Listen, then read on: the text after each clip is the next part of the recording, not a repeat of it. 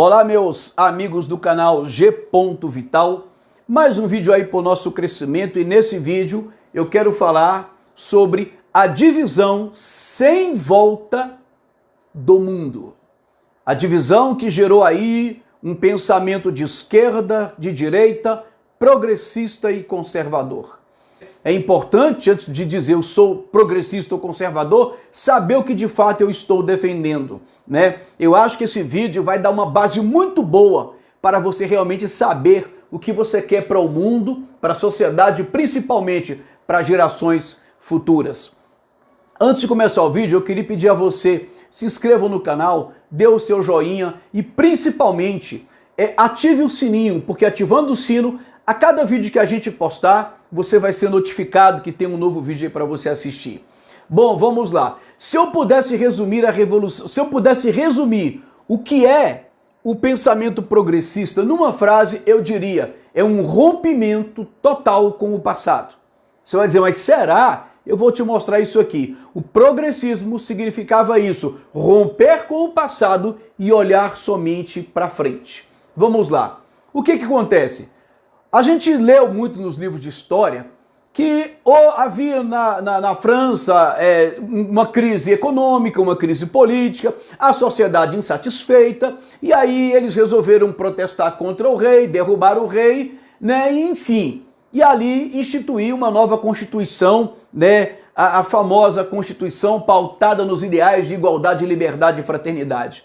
Mas eu quero dizer para vocês que os livros de história, eles contam apenas uma pequena parte da coisa, porque existem coisas muito maiores que não é dito. Por exemplo, a Revolução Francesa foi um movimento idealizado tanto pelos iluministas, os pensadores, os filósofos iluministas, né, que era basicamente um movimento ateísta, e também por uma elite poderosa financeira que muitos se escondiam nas sociedades secretas, né, outras sociedades não secretas, e que ali juntos eles formulavam ideias, pensamentos, estratégias e insuflavam a sociedade para derrubar a monarquia e a Igreja Católica. Porque a Igreja Católica, por ser uma igreja cristã, era aquela que ela praticamente estabelecia as bases, os princípios morais, as tradições, a ética, os costumes,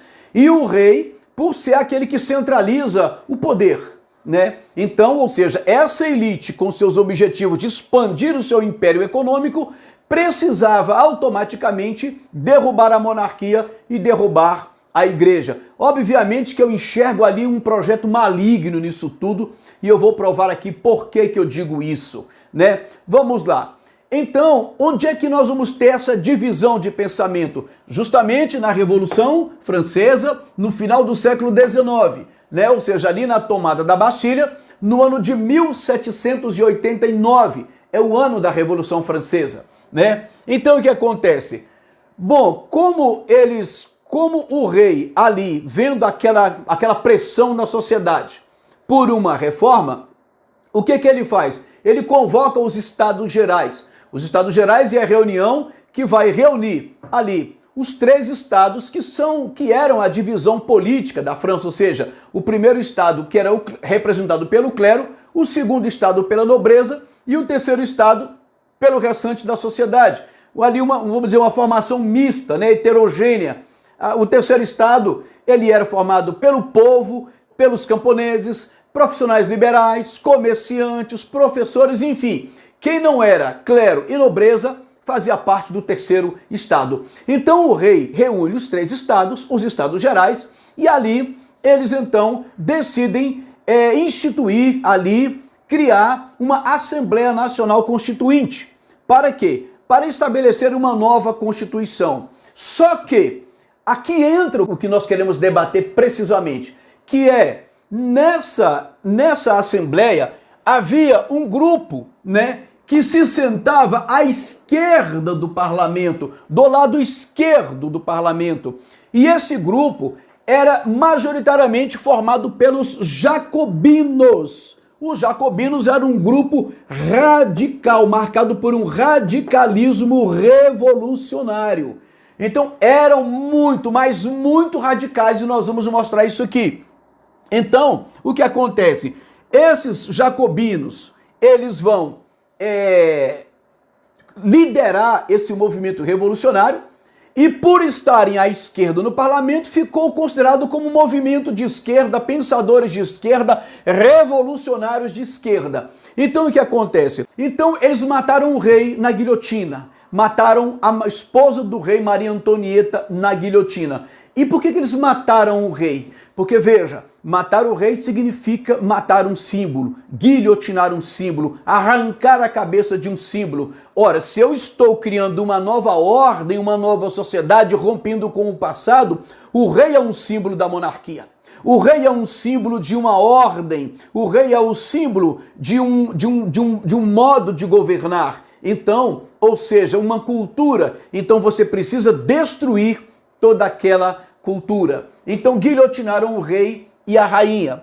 E aí eles implantaram o regime do terror. Sim, é esse o nome. Um líder famoso jacobino radical da época chamado Maximilien Robespierre. Ele vai ser o líder do que vai ser chamado período do terror jacobino, aonde vai morrer centenas e centenas e centenas de pessoas.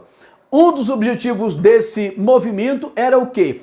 Criar uma nova ordem social, mas como esse projeto era para alcançar e expandir o poder econômico daquela elite já na época que dominava financeiramente a Europa, então, como isso era uma expansão para o mundo, isso passou a se chamar de nova ordem mundial. E uma das coisas que eles pregavam, o ódio ao passado. Sim, a expressão ódio nasce aqui. Ódio aos reis, por exemplo, é o que Maximilien Robespierre dizia. E então, há um rompimento com o passado. Olha, é interessante, quando você pega, por exemplo, a história de Georges Danton. Danton era uma espécie de ministro da justiça da época. Danton, ele dizia o seguinte, que você só destrói verdadeiramente aquilo que você substitui. Porque se você não substitui, aquilo acaba se transformando, se remodelando, se renovando, mas não morre. Foi com essa base que Danton criou toda a sua política para o regime do terror. Danton, então, ele acreditava que você tinha que substituir tudo aquilo que você queria destruir. Então, os valores da sociedade teriam que ser substituídos por novos valores. E assim você estaria destruindo aquilo que eles chamavam de antiga ordem, de antigo regime, e estabelecer um novo regime. Sempre, sempre, sempre eles tentando romper com o passado. De forma que o modus operandi dos revolucionários era uma ruptura, não havia continuidade, era uma ruptura com o passado de forma a substituí-lo, ou seja, a estratégia era a substituição. Vamos substituir o que existe por algo novo. O que vai ser esse novo? Ninguém sabe exatamente. Vamos destruir o passado e algo vai surgir. Destruindo o passado e criando algo novo, isso é que eles chamavam de progressismo. Essa é a ideia de progresso. É tanto que no século seguinte, no século posterior, o século XIX, nós vamos ver surgir diversas áreas científicas.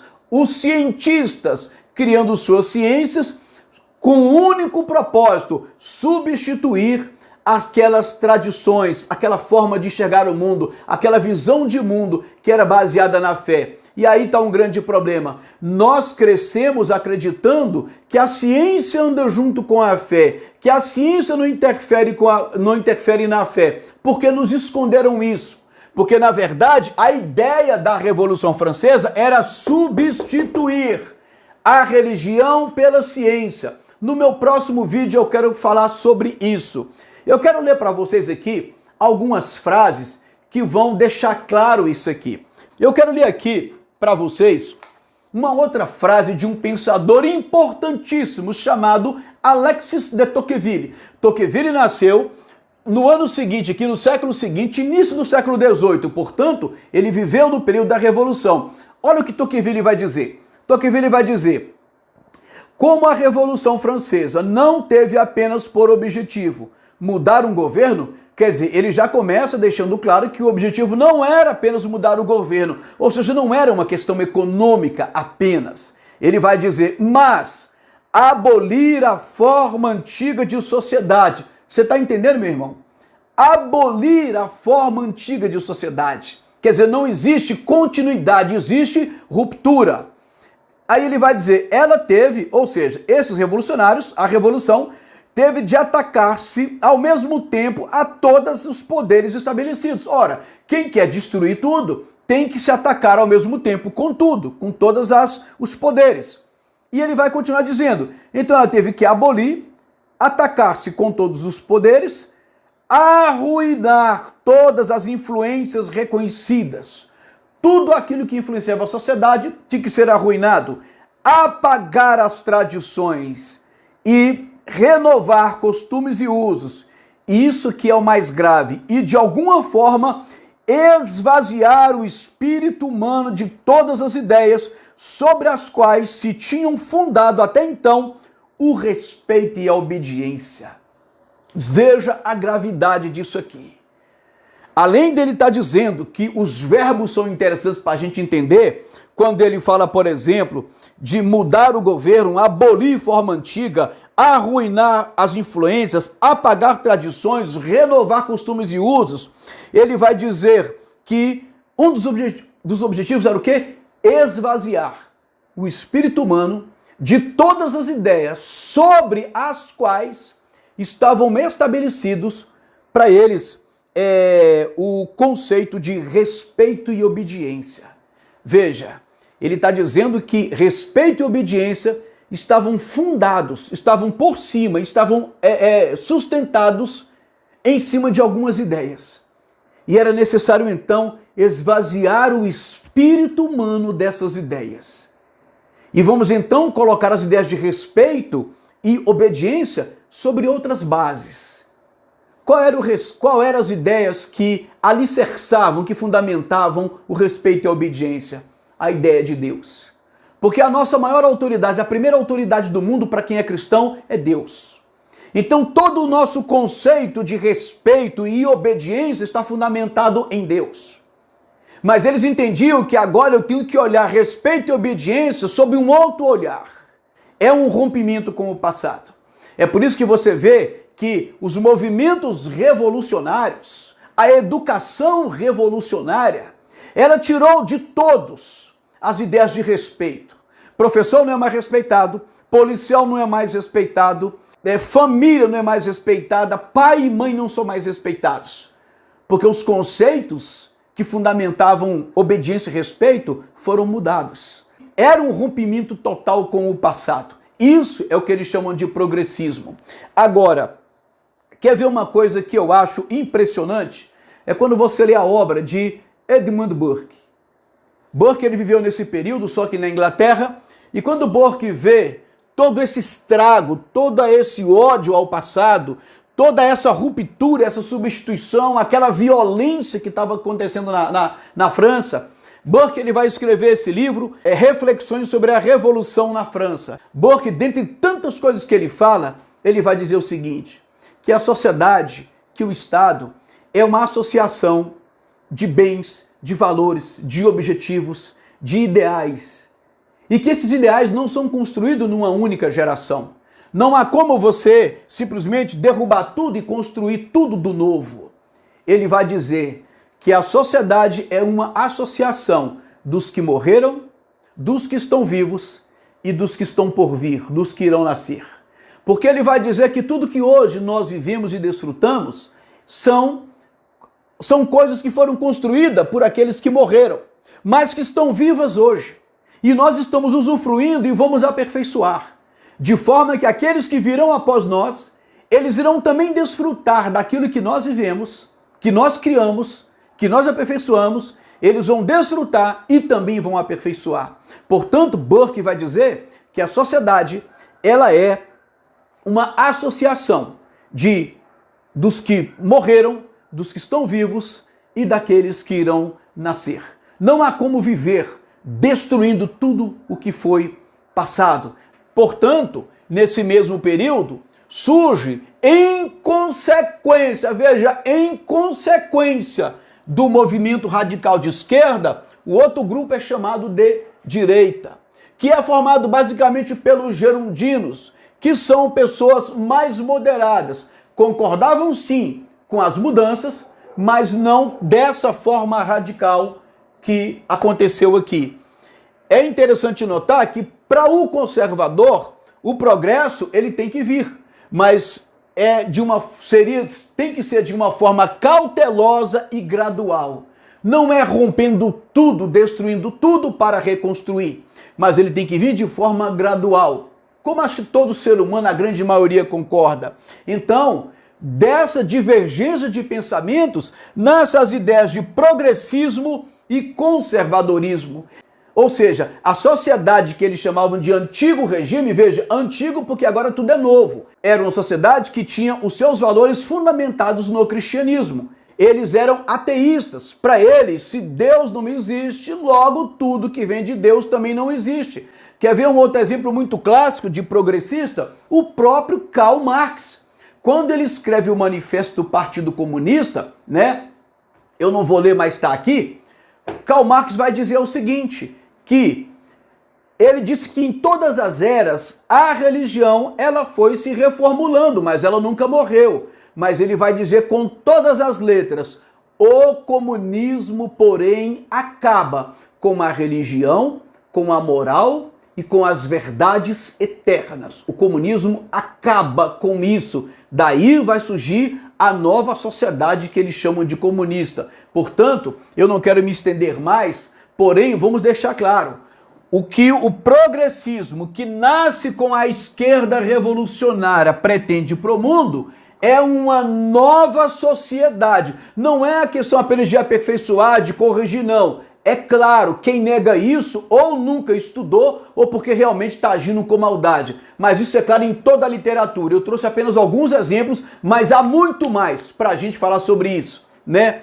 E outra coisa, e que enquanto o movimento conservador, ele já acredita que não, as mudanças têm que ser de forma cautelosa e gradual. E não se iluda.